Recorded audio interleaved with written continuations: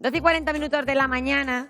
Bienvenido Ángel Agudo Medina, que viene con uno de mis productos favoritos, el humus de lombriz. Claro que sí, Qué importante Julia. es ahora echarlo. Además, eso que acabas de decir. ¿Por qué empezamos con el humus de lombriz? Primero, Julia, si me permite, vamos a dar las gracias a Viveros Viral por estas plantitas y a Humus Spain por Claro que sí. mandarnos estos formatos de humus. Empezamos ahora, Julia, a aplicar ese revitalizante para nuestras plantas, ese abono orgánico, puesto que nuestras plantas han sufrido las altas temperaturas, la falta de humedad, la falta de riego. Ahora empezamos en una época de trasplantar, con lo cual el humus... Son como las vitaminas, nos va a que ahora ayudar. llega el mes de septiembre y decimos, vamos a tomarnos algún complejo vitamínico para estos cambios ya de estación, etcétera. Pues las plantas también necesitan sus vitaminas. Así es, Julia.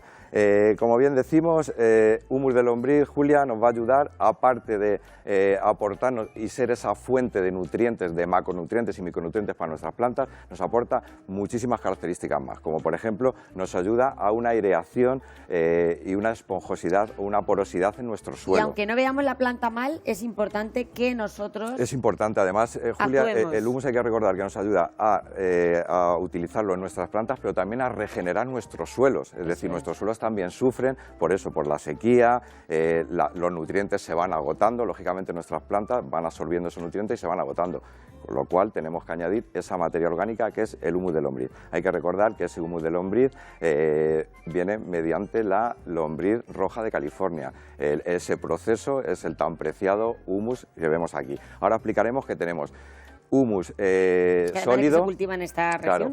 Humus sólido, humus líquido y tenemos el humus peletizado, que quizá, mira Julia, lo vamos a enseñar para que se vea. ¿Es forma como de pele? Claro, es un como lo de las pellet, estufas. a la hora de aplicarlo Ahí, que van a ver es muy nuestras fácil. Cámaras.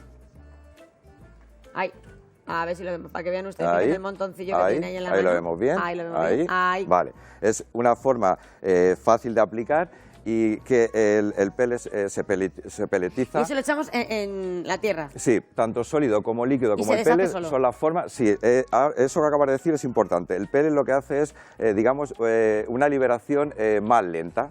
Es decir, al estar peletizado, lo que hace es se va deshaciendo. Y ahora que estamos así con días que llueve, que no llueve, no pasa nada. No pasa nada, Julia. Además, cuando aplicamos ese humus a nuestras plantas, seguimos con nuestra rutina de nuestros riegos habituales. Y luego también lo podemos echar en forma Luego también tenemos líquida. en forma líquida, ¿vale? ¿Sí? Que la forma líquida también nos viene muy bien para cuando vamos a hacer esos rieguecitos en nuestras plantas, mezclar esa dosis de humus líquido y revitalizar o darle vida a nuestras plantas. Muy bien. Hay que recordar siempre, Julia, que para el trasplante nos viene muy bien porque contrarrestamos un poco el estrés que sufre nuestra planta, que ya lo hemos comentado otras veces. La planta al hacer ese trasplante es una pequeña operación en la cual corremos un riesgo, con lo cual con el humus como que reducimos ese estrés post-trasplante.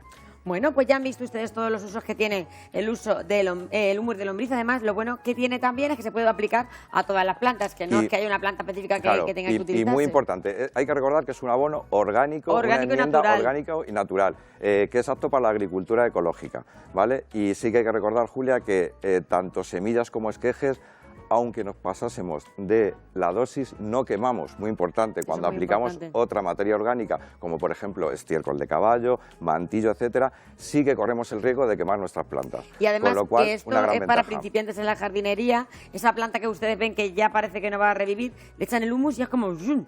La planta se viene arriba. Planta que no florece, planta que no fructifica bien, Julia. Lo que ganamos también es en el tamaño y el sabor de esos frutos. Fíjate, es decir, cambia y todo el sabor. Claro que sí, Julia. Esa materia orgánica es de toda la vida. Es decir, ahora parece que está un poco de moda el humus de lombriz, pero ha existido siempre, claro. Pues nuestra amiga Mari, que nos llama desde Villanueva de Alcarrete, en Toledo, nos pregunta si se puede podar la planta del dinero, para que le dé más dinero. La podemos podar ahora, Julia, siempre que hagamos unos despuntes, que no sea la poda muy severa, sí que lo podemos hacer. De hecho, sí muchas veces, Julia, nuestras plantas se nos ahilan, como bien decimos otras veces, o crecen demasiado con unos tallos muy finitos, y sí que conviene hacerle esa poda para hacer una planta más compacta.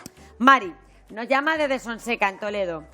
Y ella dice que dónde tenemos que meter la flor de Pascua para que se ponga roja y también quiere saber cuándo tiene que podarla. Pues mira, Julia, la poda siempre, como decimos, la Virgen del Carmen, ya la hemos pasado, no está mal hacerlo, puesto que si no hacemos esa podita no nos van a aparecer esos nuevos brotes que van a ser los que van a llevar esas brácteas o esas flores de color rojo.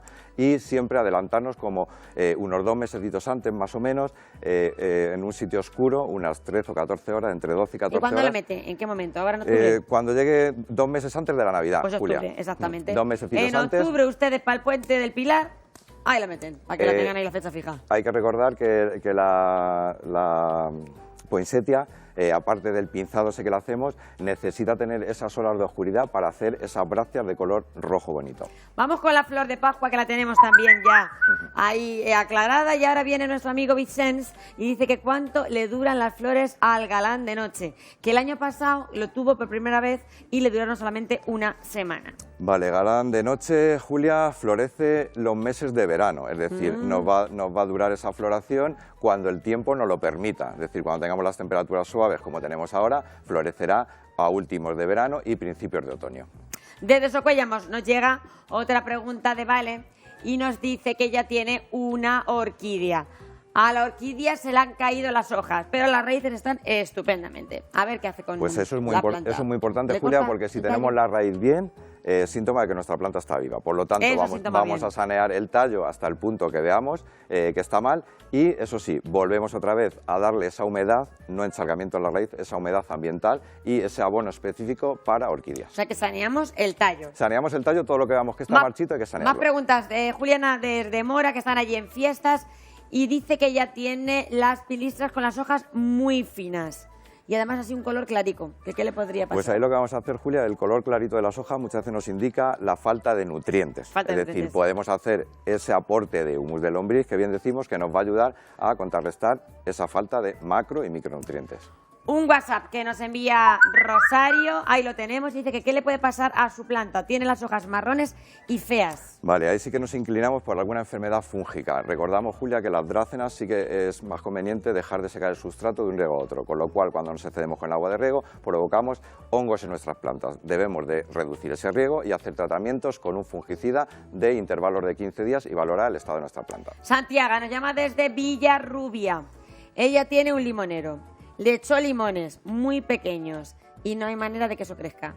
Siguen pequeños. Vale, hay que decir, Julia, que con los cítricos siempre hay que tener un poquito de paciencia, siempre lo decimos, puesto que al no ser de nuestro clima, sufren fríos que arrastran desde inviernos pasados y luego el fruto no llega a aparecer. Como decimos otra vez, Julia, los aminoácidos, que son muy importantes, sobre todo para los cítricos, para contrarrestar todo el estrés provocado X. Susana nos llama desde Quintanar de la Orden. Ella tiene las margaritas secas. Entonces no sabe qué hacer, si podarlas o qué hacer. ¿Ya las podé? Pues las margaritas, Julia, si hacemos esa podita como bien hiciste, ahí saneamos y probablemente vuelvan a brotarnos otra vez. Hay que recordar que las margaritas, si están en perfecto estado, las dejamos de florecer y las podamos a finales de verano, pero cuando nuestra planta está como la que me enseñaste, hay que podarla. Debemos de sanear, todo lo marchito no hace nada a nuestra planta, por lo tanto saneamos y ahora con el descenso de temperaturas volverán a brotar otra vez. Saneamos, rezamos y ya verás cómo crecen las margaritas. Bueno, pues Carmen dice que tiene que hacer con esa planta. ¿Tengo que cortar lo del centro o dejarlo? Vale, pues ahí le vamos a decir a Carmen que efectivamente tenemos que eliminar esa flor marchita, puesto que esa flor ya ha pasado su ciclo y lo único que hace nuestra planta es restarle fuerza, con lo cual eliminamos esa flor marchita, esa y todas las flores marchitas. No entiende nuestro director que él cortó lo del centro y ya luego no creció más. Es difícil, sí. Toda la bromelia guzmania sí que es verdad que es difícil que luego aparezca la flor. La vemos muy bonita en los centros de jardinería, pero sí que es una flor. Que es una planta delicada. No es como, por ejemplo, no delicada, sino que le cuesta hacer esa segunda. Pero no perdemos la esperanza entonces. Claro que no, la esperanza es lo último. No perdamos la esperanza, el 1% que siempre está. Y María de Albacete, que también estará allí en plenas fiestas, ella dice que tiene el poto con las hojas amarillas. Vale, ahí sí que debemos valorar, Julia, el exceso de riego. Cuando nos excedemos con el riego con nuestro poto, al final no lo riega. aparece... Si no lo riega, también nos puede amarillar la hoja. Que lo traiga aquí, por el poto. Claro, causas más comunes, exceso de riego, falta de riego y falta de nutrientes. Muchas veces también la falta de nutrientes hace que esos órganos amarillen, puesto que no tienen los nutrientes necesarios. Es que mira cómo está aquí esta muy hoja. bonito, muy bonito. Y aquí es que no le da ninguna luz. Aquí está en el platón cerrado y está verde. Hay que decir, gracias y dar las gracias a Paloma, que es la que cuida de nuestro poto, que la cogió ahí el puntillo. Es que está espectacular. Claro que sí. Y creciendo. Ángel Agudo Medina, muchísimas gracias. Gracias a vosotros. El humor de lombriz, cómprenlo, ya verás que bien va a mejorar el jardín. Gracias.